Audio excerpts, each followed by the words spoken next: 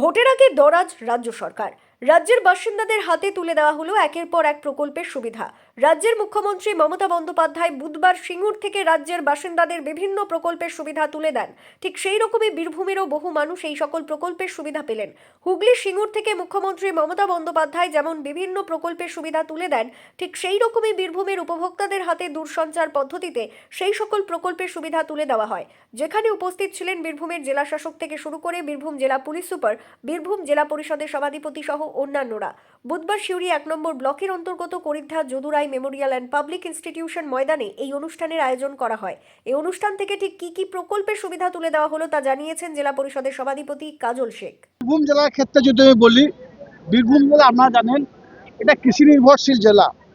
বীরভূম জেলা কৃষকদের জন্য মাননীয় মুখ্যমন্ত্রী মাননীয় মমতা বন্দ্যোপাধ্যায় কৃষি শস্য বীমা প্রকল্পের যে আছে সে প্রকল্পের আওতায় 31,214 জন কৃষক তাদের অ্যাকাউন্টে আজকে শস্য বীমার টাকা দেওয়া হলো, যেটা হচ্ছে 22.38 করোড় টাকা।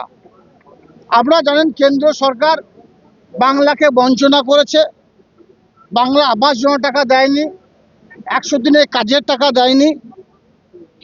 যুক্তরাষ্ট্র পরিকাঠামো অনুযায়ী 60% টাকা কেন্দ্র সরকার এবং 40% টাকা রাজ্য সরকার দেওয়ার কথা ছিল।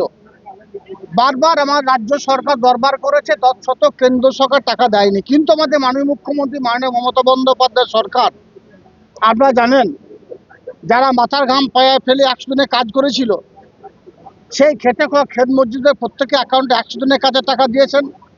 আবাস যোজনার কথা যদি বলি, যদি কেন্দ্র সরকার গত 4 বছর ধরে আবাস যোজনার টাকা দিত, তাহলে আমার মনে হয় বীরভূম জেলার বুকে কোনো মাটির বাড়ি থাকতো না, ছাদবিহীন মানুষ থাকতো না।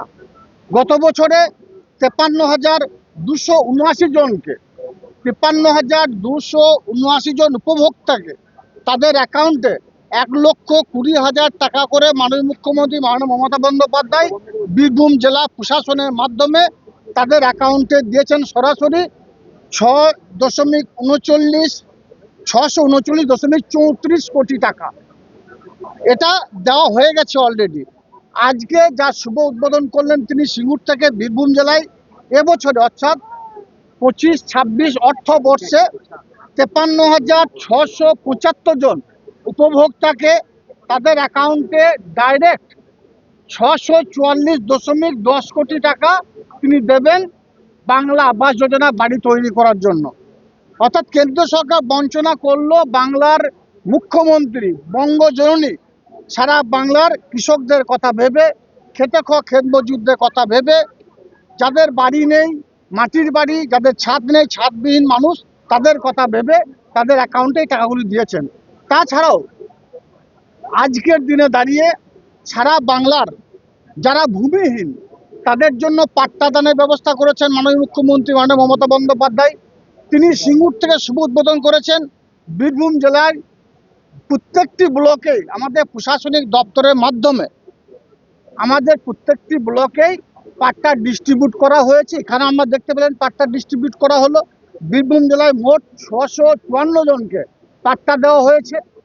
তাছাড়াও দেখতে পেলেন এখানে ট্রাক্টর থেকে শুরু করে বিভিন্ন ধরনের কৃষি সাজ সরঞ্জামের যে আছে মাননীয় মুখ্যমন্ত্রী মাননীয় মমতা বন্দ্যোপাধ্যায় তিনি যেটা দিয়েছেন সেটা আমরা এখানে তুলে দিলাম কৃষকদের হাতে।